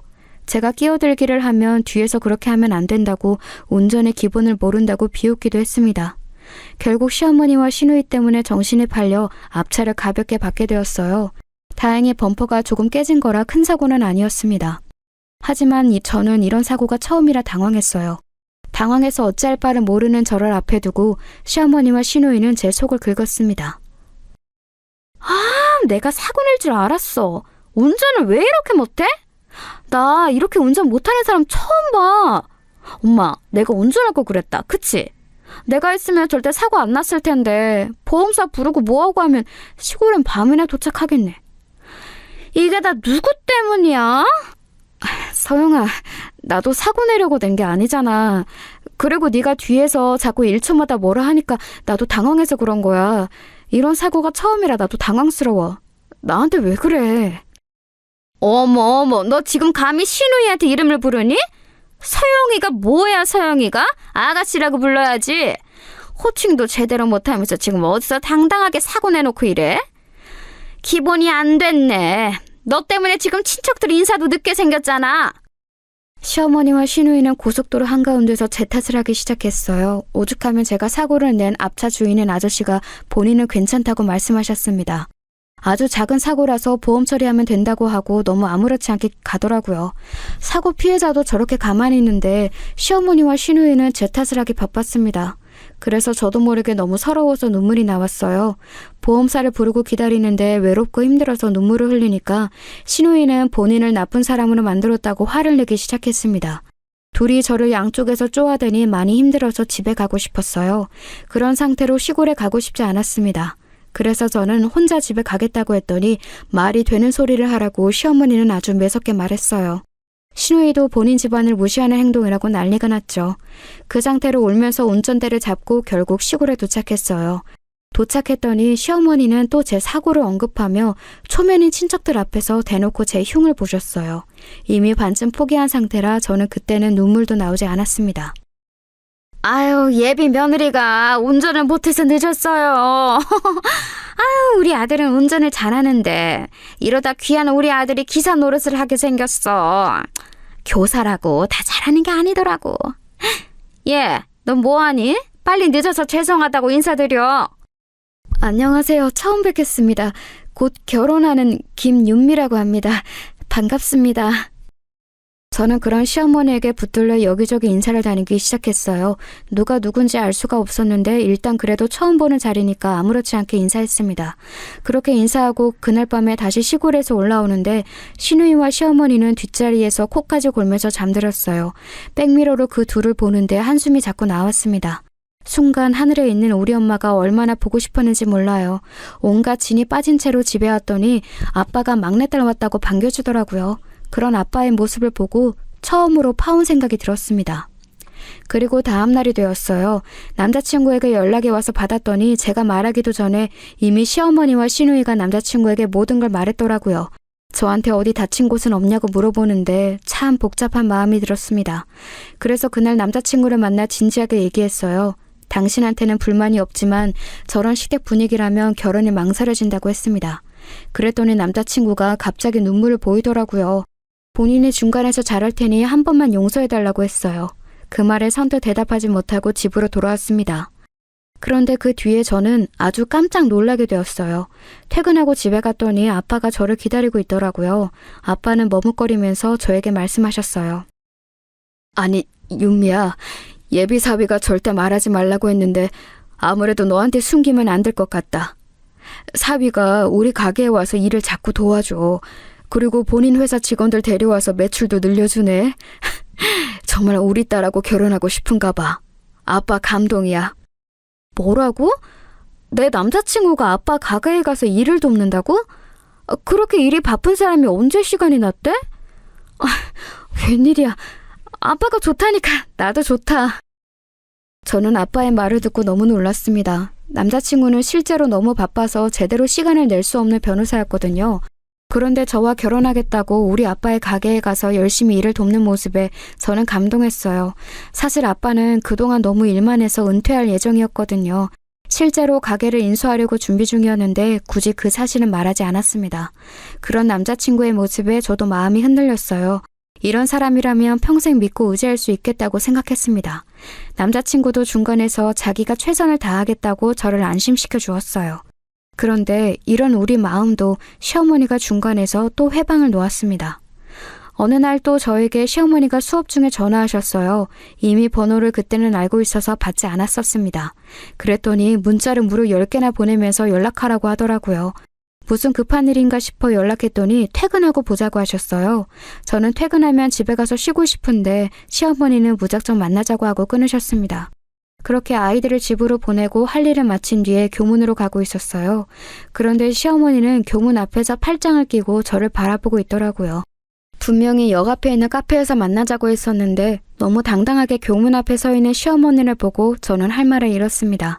최대한 그래도 좋게 생각하고 카페에 앉았는데 시어머니는 다짜고짜 저에게 화를 내기 시작했어요. 우리 아들하고 결혼하려면 적어도 집 하나는 해와야 하는 거 알지? 교사가 변호사랑 결혼하려면 그건 기본이야. 혹시 몰라서 얘기하려고 왔다. 우리 집은 아들한테 투자하느라 모은 돈이 없으니까 네가 집을 해오도록 해. 가서 아버지한테 그렇게 말씀드려. 알겠니? 어머니, 그건 이제 차차 결혼 준비하면서 얘기가 나올 예정이었어요. 우리 아버지랑 얘기해보고 결정할게요. 이런 것은 상견례 때 말씀하셔도 되지 않을까요? 너는 시어머니한테 어쩜 그렇게 말이 많니? 교사라고 지금 시어머니까지 가르치려고 하니? 네가 교사인 건 알겠는데 시대가 어려운 건 알아야지. 결혼하면 출가 외인이라 우리 집 사람이 되는 건 알지? 행동을 잘하라는 거야. 시어머니는 또 본인 할 말만 하고 집으로 가셨어요. 저는 황당해서 한참을 그 자리에 앉아 있었습니다. 사실 우리 아빠가 워낙 돈을 많이 벌어서 저는 상당히 여유 있는 상태였습니다. 아빠는 언니들이 결혼할 때 아파트를 하나씩 해주셨어요. 저도 결혼하면 제가 근무하는 학교와 남편의 회사 중간에는 아파트를 하나 해준다고 하셨습니다. 이건 구체적으로 아직 말하지 않은 상태였어요. 어차피 곧 알게 될 사실이었으니까요. 그런데 마치 맡겨놓은 것처럼 나오는 시어머니의 태도에 어이가 없었습니다. 이러다 사건이 또 하나 터지게 되었어요. 제가 결혼하니까 결혼 사실을 주변에 알리기 시작했습니다. 그러면서 대학교 동창회를 작게 하게 되었어요. 우리 동기들이 다 모이는 자리였어요. 저는 거기에 나가면서 내심 시누이가 올지 말지 궁금했습니다. 시누이는 대학 때는 말이 많았는데 실제로 졸업하고 연락이 아예 끊긴 상태였거든요. 동창회에 갔더니 시누이가 있었습니다. 시누이를 보고 조금 당황했는데 제 친한 친구들도 당황한 상태였어요. 시누이는 졸업하고 아예 연락하는 사람도 없었는데 동창회에 나오니 신기해했습니다. 동창회에서 제 결혼 소식을 발표하고 그게 시누이의 오빠라는 사실도 알렸어요. 축하를 받고 술을 마시기 시작했는데 갑자기 그 자리에서 시누이가 뭐라고 했는지 아세요? 야, 제 윤미가 우리 오빠랑 결혼하겠다고 얼마나 난리인지 아냐? 너희도 변호사 남자 나타나면 윤미처럼 빌빌 길 거야? 나 진짜 죽는 줄 알았어. 우리 집에 와서 우리 오빠랑 결혼하게 해달라고 비는 거 있지? 웃겨. 술에 취한 채로 시누이는 제가 남자친구와 결혼하고 싶어서 매달린다는 헛소문을 퍼뜨리기 시작했습니다. 워낙 없는 말을 잘 지어내는 친구라 다들 진지하게 듣지는 않았어요. 하지만 제 얼굴은 시뻘개지기 시작했습니다. 오히려 제가 결혼을 망설이고 있는데 저런 소리를 들을 줄은 몰랐어요. 시누이는 나중에는 듣는 사람도 없는데 혼자 큰 소리로 웃었습니다. 그런 시누이를 제 친구들이 말렸는데 듣지도 않더라고요. 저는 기분이 너무 나빠서 그대로 나가려다 마음을 바꿨습니다. 대신 남자친구에게 전화해서 그 장소로 오라고 했어요. 남자친구가 오자 시누이는 더 신이 나서 떠들기 시작했습니다. 저는 그저 아무 말이 없이 그 광경을 바라보았어요. 아니, 제가 왜 이래? 윤미 씨 미안해요. 평소에 그렇게 친한 사이도 아닌데 술이 들어가서 그런가? 윤미 씨 당황했죠. 내가 대신 사과할게요. 아이고. 남자친구는 본인의 여동생의 추태를 부리는 것을 창피하게 여겼어요. 친구들은 예빈 남편이냐고 아는 척하기 시작했습니다. 그렇게 얼떨결에 제 남편을 소개하게 되었어요. 그리고 저는 진지하게 남자친구에게 말했습니다. 결혼하면 중간에서 역할을 제대로 하라고 했더니 남자친구는 아예 각서까지 쓰겠다고 했어요. 그리고 제가 보는 앞에서 시누이에게 전화를 걸어 세게 말했습니다. 다시는 새언니에게 뭐라 하거나 저런 추태를 보이면 다시는 얼굴을 안 보겠다고 하더라고요. 그렇게 세게 말했더니 시누이가 뭐라 하는 소리가 들렸어요. 하지만 남자친구는 들은 척을 하지 않았습니다. 그 뒤로 시어머니는 종종 더 연락이 오셨어요.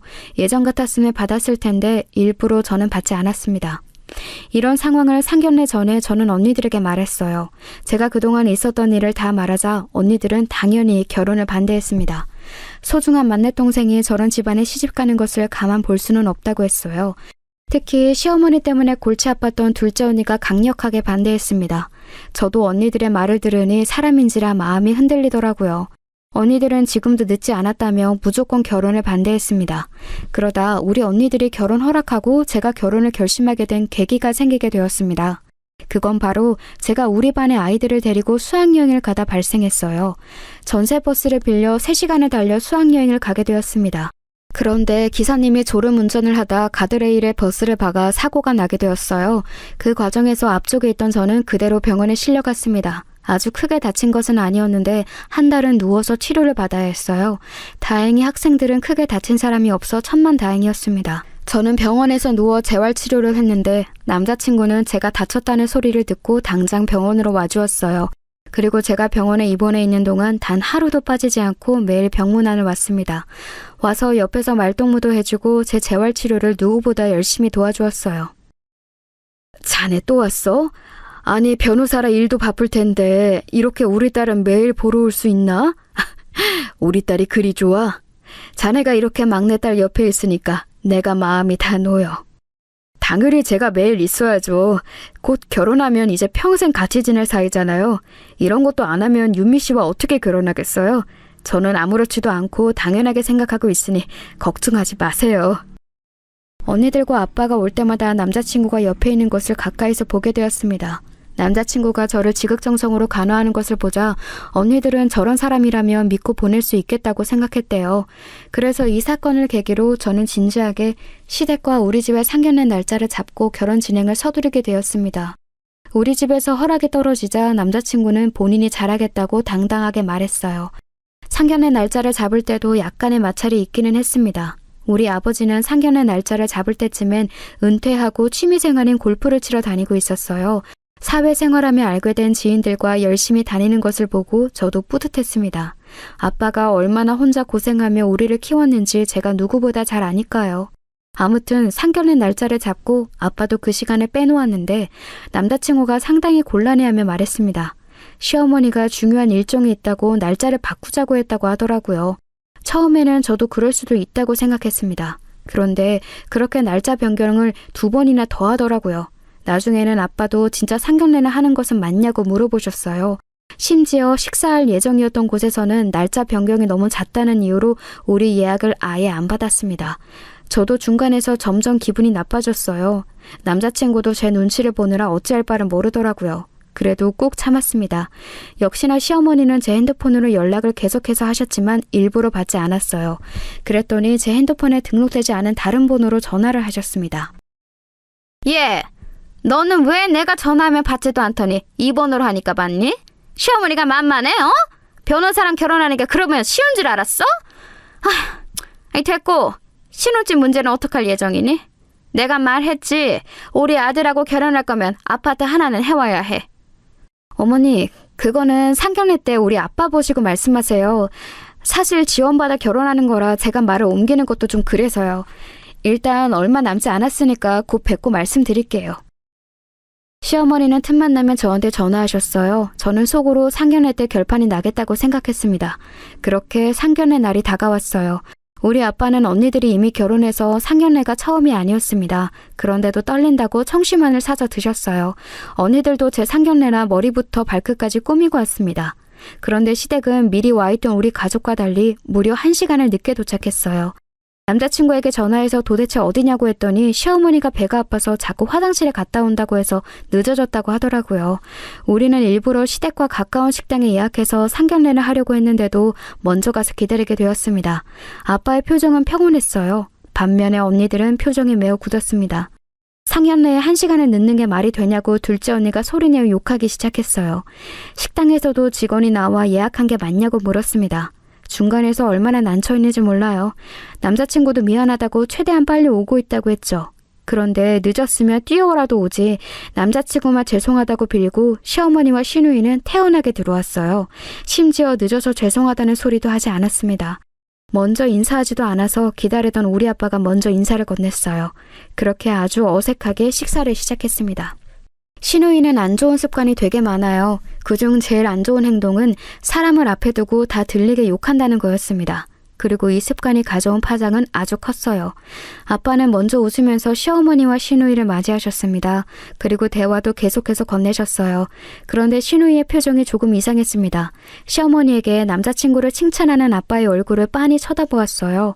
그런데 그 시선이 좋은 시선은 아니었습니다. 오히려 너무 쳐다봐서 제가 다 기분이 나쁠 지경이었어요. 시어머니는 역시나 앉자마자 남자친구에 관한 칭찬을 마구 하기 시작했습니다. 아빠는 웃으면서 칭찬을 다 받아주고 있었어요. 그런데 그 순간이었습니다. 밥을 먹다 갑자기 시누이가 무언가 떠오른 표정을 지었습니다. 그리고 갑자기 시어머니에게 속삭였어요. 아니, 사실 속삭인 게 아니고 그 자리에 있는 모두가 들리도록 말했습니다. 엄마, 저 아저씨 우리 아파트 우유 배달하는 아저씨야. 내가 어디서 봤다고 생각했는데. 아니, 세상에 지금 우유 배달하는 사람 딸이 우리 오빠랑 결혼하겠다는 거야? 참, 나 어이가 없어. 양심 어디 있어? 뭐라고? 배달? 아니, 저기요. 진짜예요? 지금 그 집구석에서 우리 아들하고 결혼하겠다는 건가요? 어머, 기가 막혀. 말이 된다고 생각하세요? 나 우리 애들 귀하게 키웠어. 감히 배달부 주제에 우리 아들을 넘봐? 아이고, 괜히 왔다. 시간 아깝네. 진짜 어쩐지 얼굴이 익숙하더라. 배달부가 장인어른이 된다고? 우리 오빠가 얼마나 열심히 살았는데 이건 말이 안 되잖아. 그치? 신우이가 다 들리게 우리 아빠를 모욕하기 시작했어요. 순간 머릿속에 아빠가 은퇴하고 심심해서 운동할 겸 우유 배달을 시작했다는 게 기억이 났습니다. 그건 돈을 목적으로 경제적으로 형편이 어려워서 한 행동이 전혀 아니에요. 은퇴하고 건물주로 월세만 몇 천을 받고 있던 우리 아빠는 시간이 워낙 남으니 견디질 못하셨습니다. 지인들과 취미생활을 해도 워낙 잠도 자지 않고 일하던 분이라 심심해하셨어요. 그러다 딱 운동 삼아 하나의 아파트에만 배달했는데 그게 하필 시댁 아파트였던 거였습니다. 저는 아빠가 우유 배달하는 것을 이미 알고 있었어요. 그래서 그렇게 놀라진 않았는데 순간 남자친구의 표정이 크게 굳는 것을 우연히 보았습니다. 남자친구는 우리 아빠가 침기집을 운영하는 줄은 알았는데 건물주라는 것은 모르던 상태였거든요. 순간 스쳐 지나간 표정에 많은 감정이 담겨 있었습니다. 시어머니는 신우이의 말을 듣고 큰 소리로 우리 아빠에게 뭐라 하기 시작했어요. 아빠는 그런 시어머니를 웃는 얼굴로 바라보았습니다. 우리 큰언니가 무례한 거 아니냐고 해도 시어머니와 시누이는 호들갑을 멈추지 않았어요. 그러다 난리가 난 시어머니와 시누이를 아빠가 한마디로 제압하게 되었습니다. 진짜 이게 뭐냐고! 만약 우리 딸이 얘기 안 했으면 언제까지 속이려고 했어요? 이거 사기 결혼 아니냐고! 치킨집 한다길래 설마 했더니 역시 돈이 없네. 변호사랑 결혼하려면 적어도 집 하나는 해와야지. 아유, 교사가 뭐라고 감히 우리 아들을 넘봐? 듣자 하니까 자꾸 우리 딸은 무시하시네요. 이런 집엔 제가 우리 소중한 귀한 딸 결혼 못 시킵니다. 제가 부족하게 키우지도 않았고 우리 딸은 어디 내보내도 자랑스러워요. 그리고 배달부여서 싫다고요? 배달부여도 강남에 있는 건물만 세 채입니다. 돈으로 부족하게 살지는 않아요. 뭐라는 거야? 우리 딸이 두 눈을 똑똑히 봤다잖아요. 당신 우리 아파트에 우유 배달하는 거 우리 딸이 봤다고. 언제까지 속일 거야? 아이고, 이 사기견은 이 사기꾼들아. 불쌍한 내 아들이 깜빡 속았구나. 아이고. 네, 배달하는 건 맞아요. 그냥 은퇴하고 할 일이 없이 월세만 받으니까 심심해서 시작했습니다. 어차피 우유 대리점도 제 건물에 있거든요. 죽은 아내가 고아원에 꼭 기부하는 게 습관이었고 늘 남을 도우라고 했어요. 그래서 우유 배달하고 받은 금액과 월세 일부를 고아원에 기부하고 있답니다. 아빠가 말하자 시어머니는 갑자기 말이 없어졌어요. 그러자 우리 언니들이 나서기 시작했습니다. 본인들도 지금 사는 집을 아빠가 마련해줬다고 하니 시어머니의 표정이 갑자기 바뀌었어요. 그리고 남자친구도 나서서 자기 엄마와 여동생한테 뭐라 하더라고요. 순간 시어머니와 시누이는 원래 덜 떨어진 인간들이라 놀랍지도 않았지만 남자친구에게 소름이 돋았습니다. 아빠가 부자라는 소리를 듣자 누구보다 눈을 반짝이는 모습에 정이 다 떨어지게 되었거든요. 시누이도 표정이 굳어 눈만 굴리고 있었습니다. 거기서 저는 마지막으로 시댁에게 할 말을 하고 자리에서 일어났어요. 돌아가신 우리 엄마를 생각해서라도 더는 이런 수준 낮은 집안과 엮이고 싶지 않아요. 우리 이제 살면서 다시는 마주치지 맙시다. 그리고 너는 임용이나 통과해. 그렇게 졸업하고 몇 년이 지났는데 소식이 조용해서 되겠니? 이런 경험하게 해줘서 고마운 마음도 드네요. 교훈을 많이 얻었어요. 그럼 우리 앞으로 그만 만나요. 잠시만요, 유미씨. 오해가 있는 것 같아요. 일단 우리 차분하게 둘이 따로 얘기해요. 유미씨! 유미씨! 엄마, 야, 너는 왜 그런 얘기를 상연의 자리에서 하는 거야? 내가 제발 참으라고 몇 번을 말했냐고! 유미씨! 저는 저 말을 하고 언니들과 아빠를 데리고 식당에서 나왔습니다. 제 말을 듣고 시어머니와 시누이는 아무 말도 하지 못했어요. 우리 아빠를 비하할 때는 신나서 떠들더니 우리 집안의 정체를 알고는 꿀먹은 벙어리가 되었습니다. 식당에서 나온 우리 가족을 따라 남자친구가 달려나왔어요. 그동안 많은 일이 있을 때마다 남자친구 덕분에 흔들렸었는데 이번에는 아니었습니다. 오히려 정을 다 떨어지게 해줘서 남자친구에게 고마웠어요. 남자친구는 본인이 대신 미안하다고 나중에 사과하겠다고 쩔쩔맸지만 우리 가족들은 가볍게 무시했습니다. 그리고 저는 한동안 남자를 만날 수가 없었어요. 결혼은 저랑 먼 얘기라고 생각했습니다. 그런데 큰언니가 좋은 사람이 있다고 저에게 어떤 남자를 소개해줬어요. 의사였는데 성품이 훌륭한 남자랍니다. 결국 이 사람이라면 진짜 제 남은 인생을 함께해도 좋다는 생각이 들어 결혼 준비를 하고 있어요. 변호사인 전 남친과 결혼하려다 많은 일을 겪어서 걱정을 굉장히 많이 했었어요. 그런데 다행히 의사인 남자친구의 부모님은 저를 얼마나 예뻐하는지 모릅니다. 새로운 남자친구는 외동아들인데 시부모님이 굉장히 좋으세요.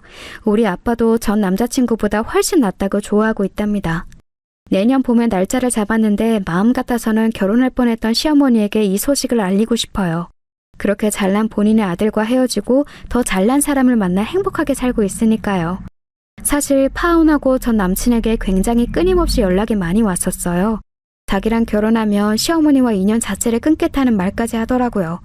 상견례에서 그런 일이 없었다면 저 말에 넘어갔을지도 몰라요. 하지만 이제는 절대 넘어가지 않습니다. 여러분, 여기까지가 제가 준비한 사연이에요. 재밌게 들으셨나요? 저는 요즘도 종종 저 상견례 때 일어났던 일이 생각이 나요. 예전에는 생각하면 괴로웠는데 요즘은 웃음이 나오더라고요. 여러분도 제 사연을 들으시며 즐거우셨다면 그걸로 됐습니다. 제 사연 들어주셔서 감사합니다. 저는 새로운 남편과 행복하게 살도록 할게요. 감사합니다.